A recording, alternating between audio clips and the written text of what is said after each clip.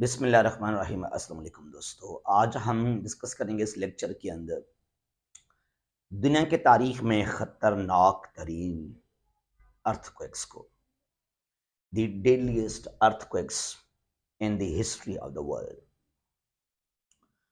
कोई 14 हमने यहाँ पर मेंशन किए हैं अर्थक्वेक्स, और with the help of map हम जानेंगे कि किस एरिया के अंदर, किस मुल्क में, किस रीजन में, किस कॉन्टिनेंट में ज़्यादा अर्थक्वेक्स आए हैं।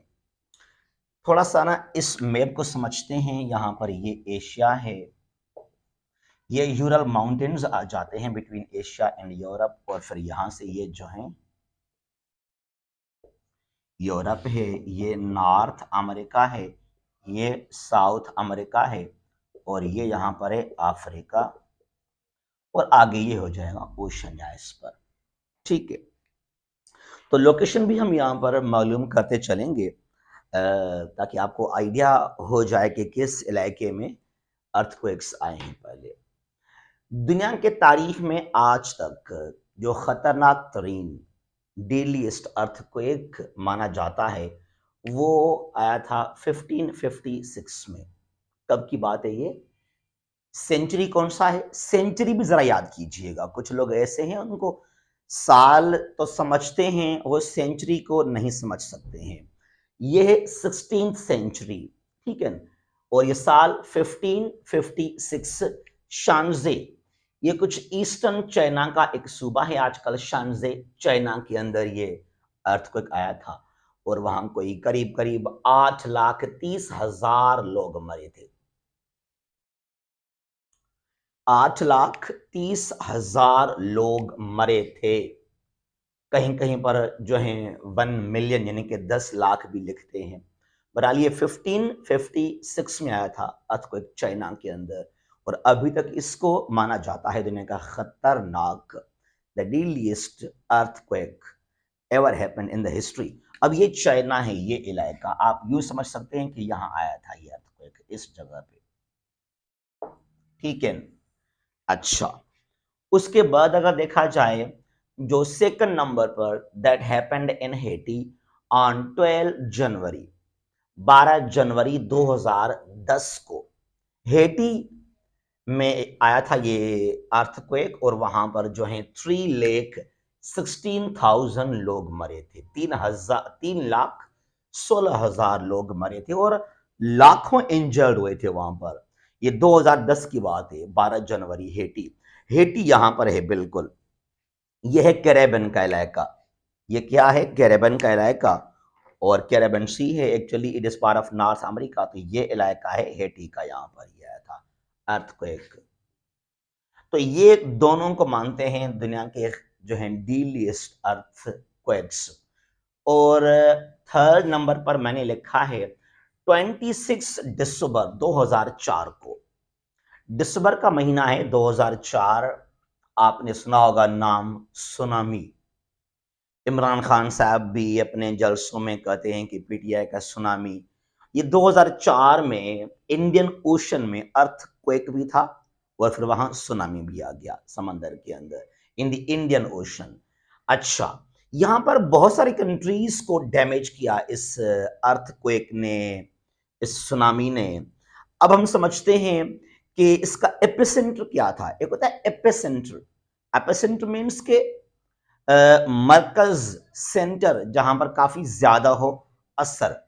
ये है सुमात्रा, ये जजीरा है इंडोनेशिया का, सुमात्रा, यहां पर ये हुआ था। ये था इसका एपिसेंटर, सुमात्रा, इंडोनेशिया। लेकिन इसके असरात पड़े थे साउथ एशिया के ऊपर भी और साउथ ईस्ट एशिया के ऊपर भी। यहां पर अंडमान सी है, west of Indonesia, Malaysia and Myanmar. तो अंडमान सी, इंडियन ओशन, पूरा इंडिया, इवन श्रीलंका भी। लेकिन बहुत ज्यादा नुकसान हुआ था इंडोनेशिया को यहाँ पर। तो ये वो इलाका है जहां इन द इंडियन ओशन आया था ये अर्थक्वेक। ये 2004 की बात है ये। और फिर उसके बाद सुनामी का माहौल पैदा हो गया था इंडोनेशिया के अंदर, श्रीलंका के अंदर, एंड तमिलनाडु, जो साउदर्न इंडियन स्टेट है वहां पर, ये इंडिया का स्टेट बिल्कुल यहाँ पर है, ये वाला तमिलनाडु। तो वहां पर भी इसका असर जो है वो देखने में आ गया था। अच्छा, उसके बाद यहां पर क्या है, 6 फरवरी। अब ये 3 खतरनाक तरीन डेलियस जो हैं माने जाते हैं दुनिया के अर्थक्वेक्स, और ये जो अभी रिसेंटली या कुछ सालों के अंदर या 20th सेंचुरी में कुछ अर्थक्वेक्स हैं, जरा उनको देख लेते हैं। ये तो कल की बात है, ये 6 फरवरी 2023 टर्की के अंदर और सीरिया के अंदर इसने तबाही मचा दी है, बिल्कुल बर्बादी तबाही इसने। और अभी तक कोई 4000 प्लस लोग जो हैं मर गए हैं इस वाकये के अंदर। 6 फरवरी कल की बात है ये यहाँ पर है टर्की, बिल्कुल कहाँ पर है, यहाँ पर ये इलाका on the border of Syria and Turkey, ये इलाका यहाँ पर है ये, ठीक है। तो ये सीरिया, टर्की, लेबनान पर भी इसके असरात हुए हैं, देखने में आए हैं।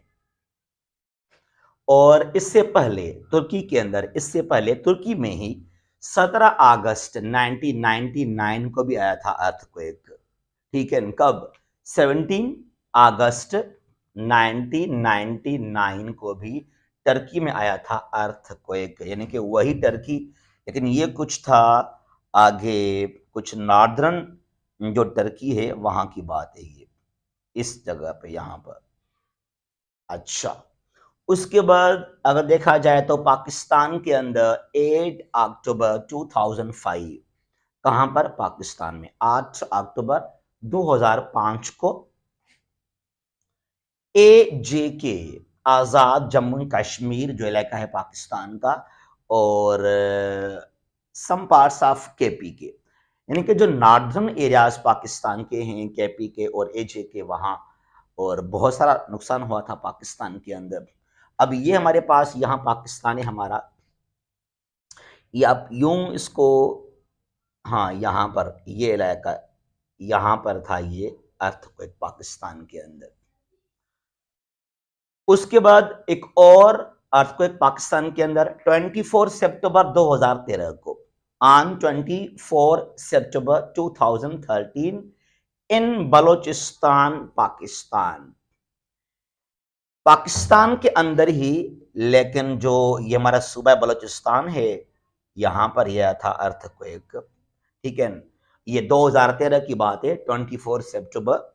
और गवादर के साइड में ना एक जजीरा भी जो है वो राइज हुआ था इन द अरेबियन सी, और काफी महीने के लिए वो जो है एक आइलैंड जो है वो भी जाहिर था वहां पर, देन इट डिसअपियर्ड सडनली।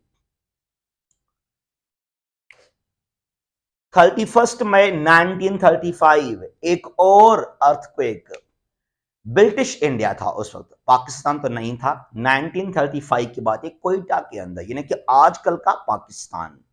31 मई 31 मई 1935, ये अगर अर्थक्वेक आपने नहीं पढ़ा तो आपको पढ़ना चाहिए। 31 मई 1935 कोयटा, आजकल का पाकिस्तान। बलूचिस्तान के अंदर यहां इस साइड में कोयटा में ये आया था अर्थक्वेक 1935 में। अगर आप तारीख को पढ़ेंगे ना तो कोयटा वो शहर था उस वक्त 1930s में जो बड़े सगीर के अंदर, इवन साउथ एशिया के अंदर एक मोस्ट डेवलप्ड शहर था कोयटा उस वक्त। फिर वो तबाह कैसे हुआ? Because of 1935 earthquake. ये कराची, ये लाहौर, ये मुंबई कुछ नहीं थे पहले, कोयटा इतना पहले स्ट्रांग था, पहले इतना डेवलप्ड था, और 35 के अर्थक्वेक के वजह से जो है, जब यहां पर तबाही हुई, बर्बादी हुई, उसके बाद ये शहर आगे इतना ज्यादा डेवलप नहीं हो सका कोयटा। 11 मार्च 2011 2011 11 मार्च का दिन है, जापान के अंदर अर्थक्वेक एंड सुनामी आया था। कहां पर? जापान में। वहां पर फिर कुछ न्यूक्लियर प्लांट्स का भी ब्लास्ट हुआ था जापान के अंदर, और जो तबाही आई थी वहां पर, tsunami in the Pacific ocean, ये जापान है बिल्कुल यहाँ इस साइड में। ये जापान का कुछ ईस्टर्न साइड है, यहां पर आया था ये अर्थक्वेक जापान के अंदर। 11 की बात है ये। कोई 20 से 30 हजार लोग वहां पे मर गए थे। फकुशिमा का मेरे ख्याल में वहां पर हुआ था धमाका भी।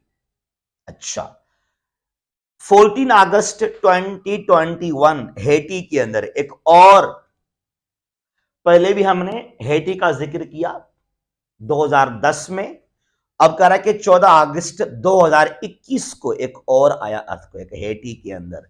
यही है हेटी, ये वाला, it is Haiti in the Caribbean region. और भी यहां पे लोग मरे हैं। 25 अप्रैल 2015 नेपाल में, 25 अप्रैल 2015 को नेपाल है साउथ एशिया के अंदर एक स्टेट, बिल्कुल ये नेपाल है। ये इंडिया और जो चाइना है, इसको हम कह सकते हैं कि यहाँ पर आर्सो कार्ड बफर जोन नेपाल। तो नेपाल में इसको मैंने एन कर दिया। ये चाइना है, ये पाकिस्तान है, ये टर्की है, यहाँ पर टर्की है ये भी, ठीक है। और एक बार फिर और जो है हेटी के अंदर ये आया था अर्थक्वेक, और स्मॉल कंट्री हेटी एक जजीरा है, वहां पर आइलैंड है। उसके बाद यहां पर, अच्छा नेपाल हो गया। उसके बाद यहां पर क्या है, 28 सितंबर 2018 सुलावेसी इन इंडोनेशिया। कहां पर, इंडोनेशिया के अंदर। अब जो पहले हमने बात की ना 2004 के सुनामी के बारे में, उसका सेंटर भी था इंडोनेशिया का जजीरा सुमात्रा, यानी कि इंडोनेशिया। अब दोबारा जो है 28 सितंबर 2018 को ये अर्थक्वेक आया इन इंडोनेशिया, लेकिन ये सुमात्रा जजीरा नहीं है, ये Sulawesi. It is island known as Sulawesi. तो ये है सुलावेसी इस तरफ, ये कुछ ईस्टर्न इंडोनेशिया है वहां पर, आई मीन्स इंडोनेशिया, ठीक है। ये सुलावेसी उसका जजीरा है, तो वहां आया था अर्थक्वेक इन इंडोनेशिया। 10 जुलाई 1949, 10 जुलाई 1949 इन सोवियत यूनियन। ये इलाका है, ये इलाका है Khait, now it is in Tajikistan. Tajikistan के अंदर ये आया अर्थक्वेक 1949 को। इसने बड़ी तबाही मचा दी वहां पर। अब ये आजकल पाकिस्तान है, तो बिल्कुल नॉर्थ ऑफ पाकिस्तान यहां पर है ताजिकिस्तान। यहां पर क्या है, ताजिकिस्तान। और वाखान कॉरिडोर जो है वो सेपरेट करता है दोनों को। Wakhan corridor separates Pakistan from Tajikistan, और ये खुद इलाका है अफगानिस्तान का, वाखान कॉरिडोर। 6 अक्टूबर 1948 को अशकाबाद इन तुर्कमेनिस्तान एक और अर्थक्वेक आया सोवियत यूनियन के अंदर। 49 की बात है ये, और ये है तुर्कमेनिस्तान, बिल्कुल यहां पर ये तुर्कमेनिस्तान है, ठीक है। और अभी तो ये अलग मुल्क है 1991 के बाद। तो ये जो हैं दुनिया में डिफरेंट अर्थक्वेक्स आए हैं, और ये जो मैंने 3 टॉप पे लिखे हैं, ये 1556 शानजे चाइना के अंदर, जहां 8-9 लाख लोग मर गए, करीब 1 मिलियन। फिर 12 जनवरी 2010 को हेटी में 3,16,000 लोग मर गए, यहाँ की बात है ये। फिर ये 2004 की बात है, 16 दिसंबर को इंडियन ओशन में एक बड़ा सुनामी वहां पे आ गया था। और अभी जो तुर्की में हुआ हशर शाम के अंदर, ये ऑलमोस्ट जो है करीब है ये वहां पर, कौन सा इलाका, लिबनान पर भी इसके कुछ कुछ असरात पड़े हैं, सुनाई दे रहा है। अब जरा आपको आइडिया होना चाहिए, अब अगर आप रिसर्च करेंगे ना, रिसर्च करेंगे, तो तकरीबन आपके पास जो नॉलेज आएगा, जो डेटा आपके पास आएगा, तो वो इन्हीं कंट्रीज में, इन्हीं एरियाज में आपको मिलेगा तकरीबन बहुत ज्यादा। याद कीजिएगा, एक वर्ड यूज करते हैं, पैसिफिक रिंग ऑफ फायर। क्या, पैसिफिक